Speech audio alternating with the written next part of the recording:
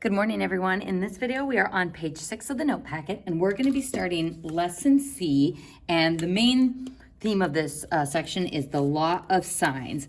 But really, in this section, we start kind of the last half of the chapter where we are going to get into solving non-right triangles. So to solve a non-right triangle, so one that doesn't have a 90-degree angle, like this one and this one, we don't get to use SOHCAHTOA.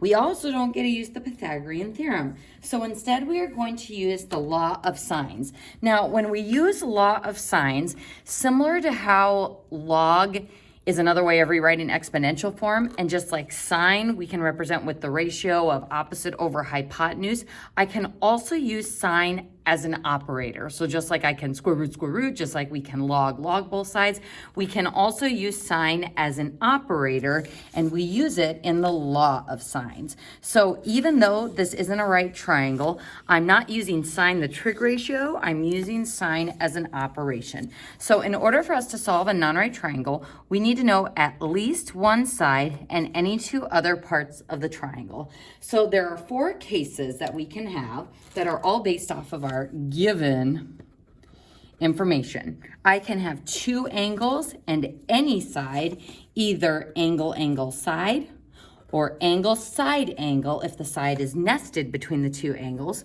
2 angles and an angle opposite one of them, which is side. And folks, I want you to put a star by this one. And I'm actually going to highlight it too.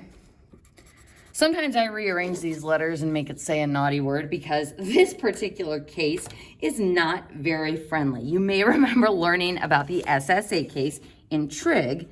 This is the ambiguous case.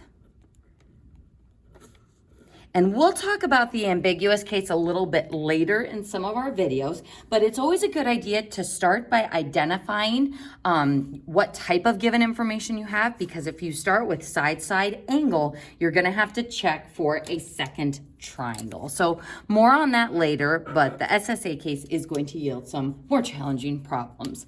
Another type of given info is when we are given 3 sides, side.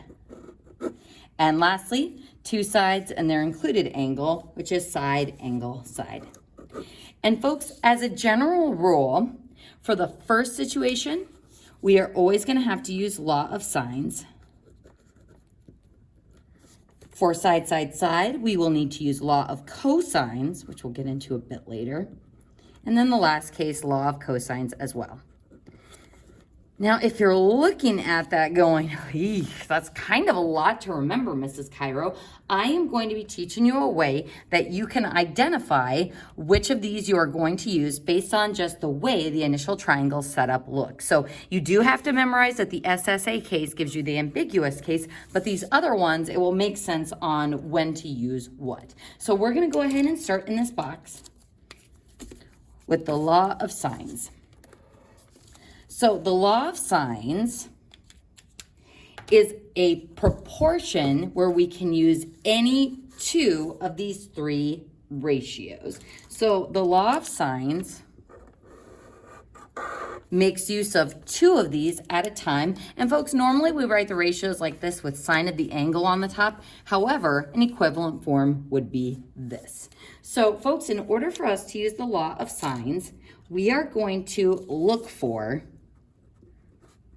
what I call a stable connection. Now, a stable connection occurs when we know the angle and the corresponding side opposite from it. So, in my general triangle, notice that this looks very similar to our general right triangle, where we have the angle across from its corresponding side, angle across from its corresponding side, angle across from its corresponding side. It's just there is no hypotenuse, so you can put the A, B, and C anywhere in the triangle, just so long as the corresponding side A, side B, and side C are across from their angles. So this is what our general triangle looks like. Now, a stable connection occurs when we know one angle and the side across from it.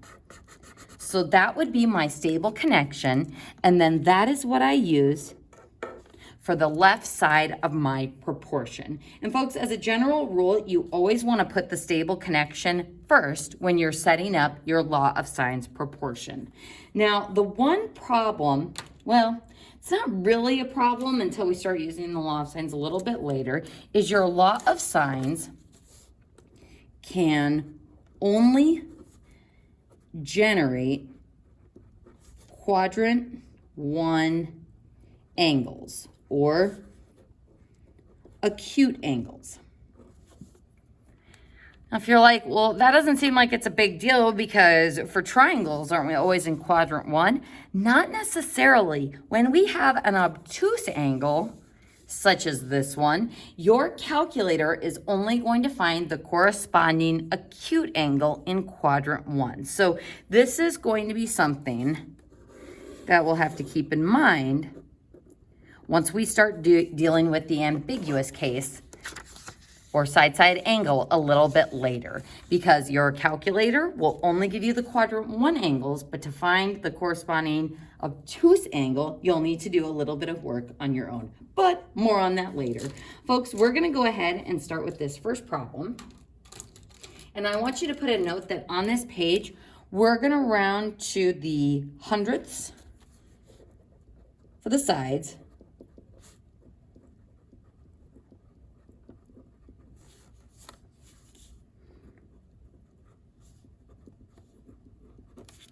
and maybe we'll run the hundredths for the angles as well. Let's go ahead and jump into this first problem. So case 1, angle, angle, side, or angle, side, angle. So that is a case where we deal with the law of sines. Now, my strategy is we're gonna look at our given information in our triangle, and we are gonna see if we have a stable connection.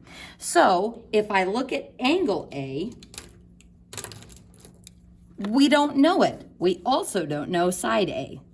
So that's an unstable connection between those two. Now, if I look at angle C, I know angle C, but I don't know side C. So that's not a stable connection either. But if I look at angle B and side B, we know both. So that is our stable connection.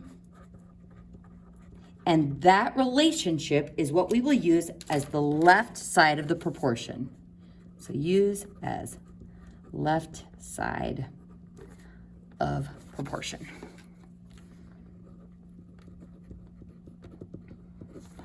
Alrighty, so we're gonna start with sine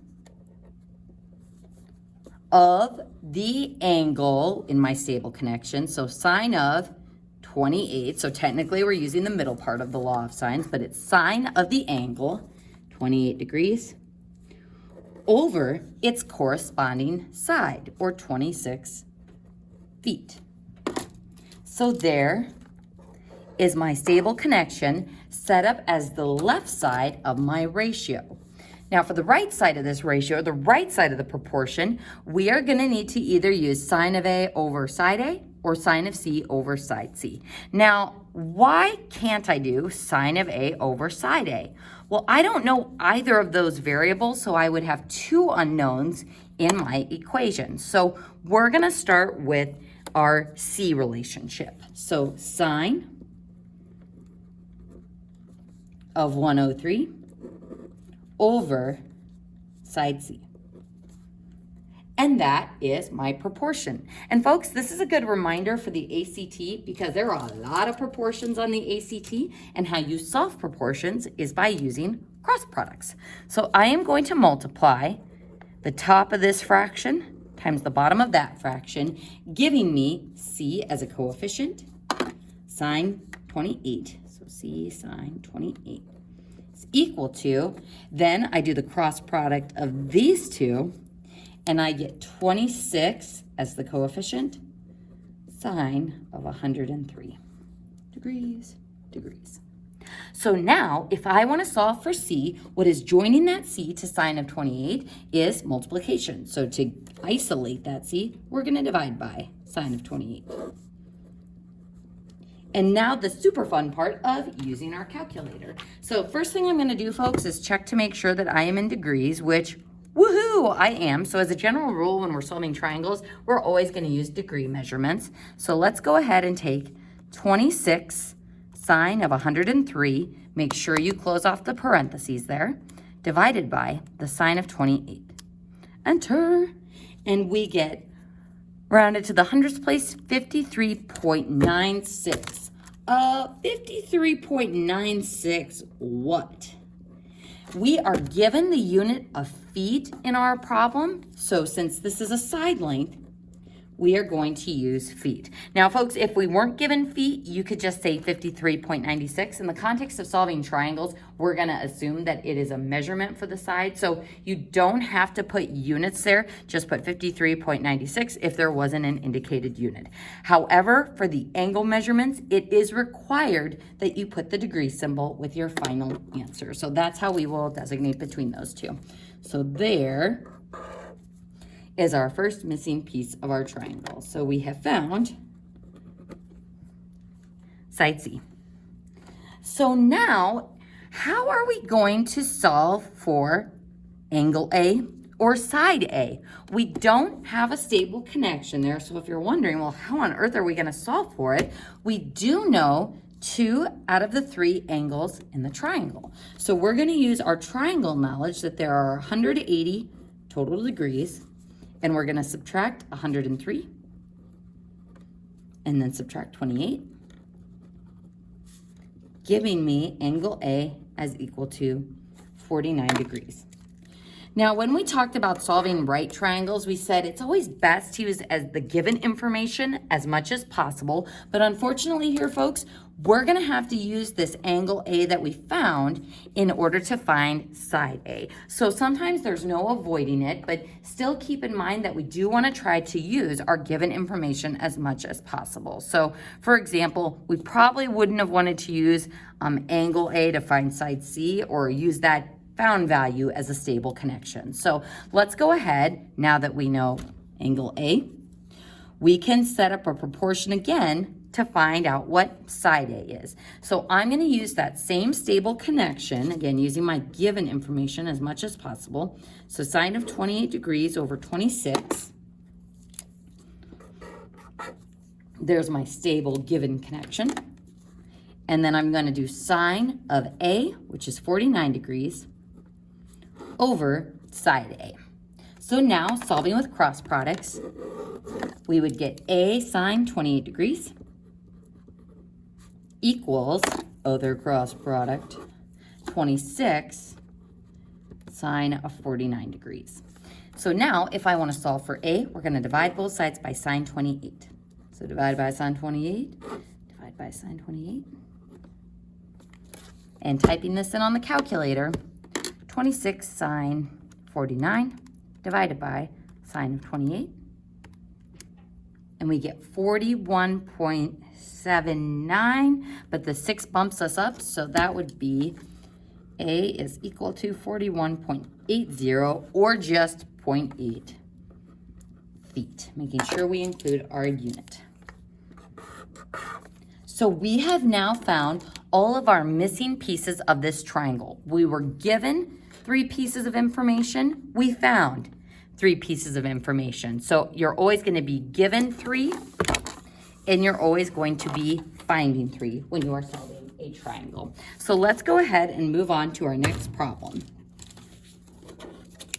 Now, for this one, what's different is we aren't given a picture. So we're always going to start by drawing a diagram for any of these triangle problems, whether we are given one or not. So we're going to go ahead and draw a general triangle. So not a general right triangle, just a general triangle.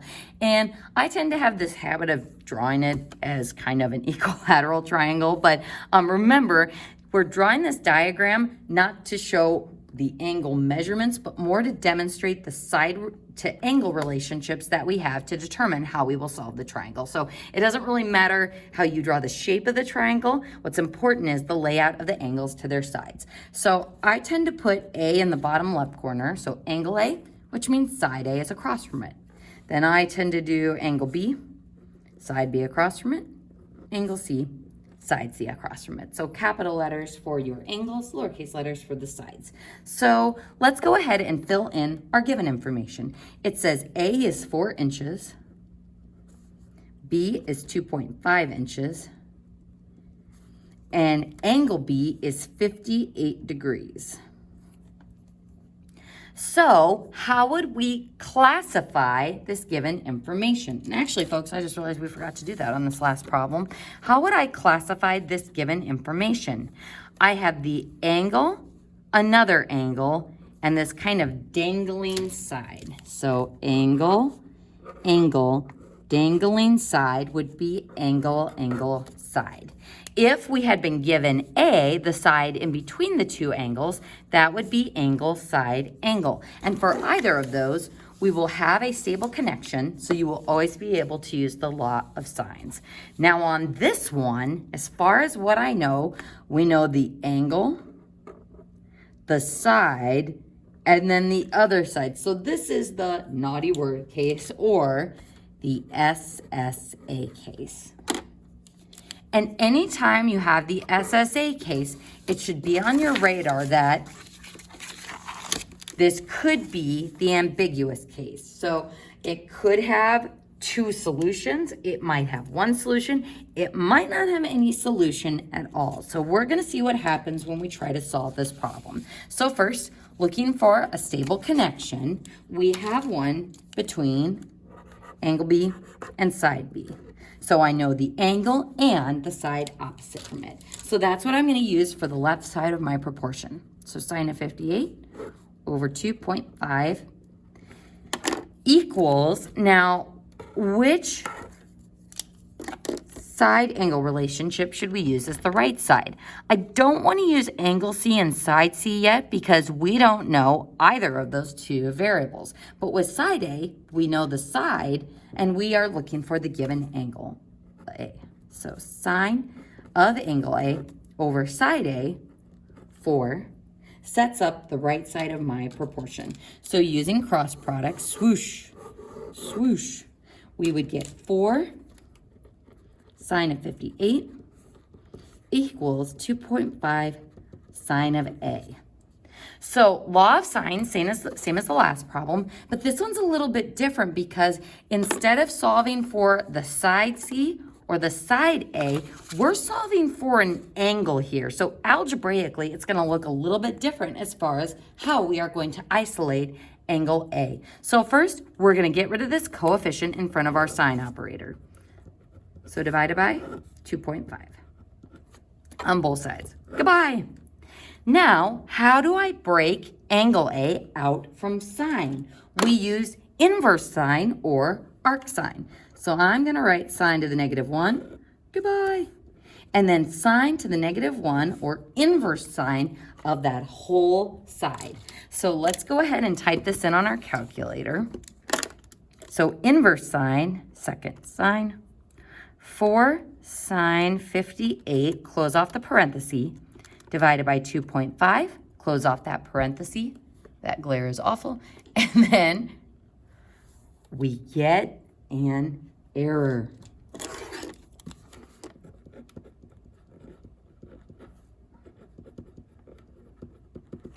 So what does that mean? I mean, if I were you, I'd probably check my calculator entry again or make sure I'm not in radians. But folks, we have not made any errors in our math here. So if you encounter a calculator error, it means that we cannot actually make a triangle that has these features. So you could say no solution, or there is no such triangle possible to draw with these measurements. So no solution or no such triangle possible. So we don't go any further. As soon as I get a calculator error like this, we cannot build a triangle that looks like this. So that concludes page 6 of the notes.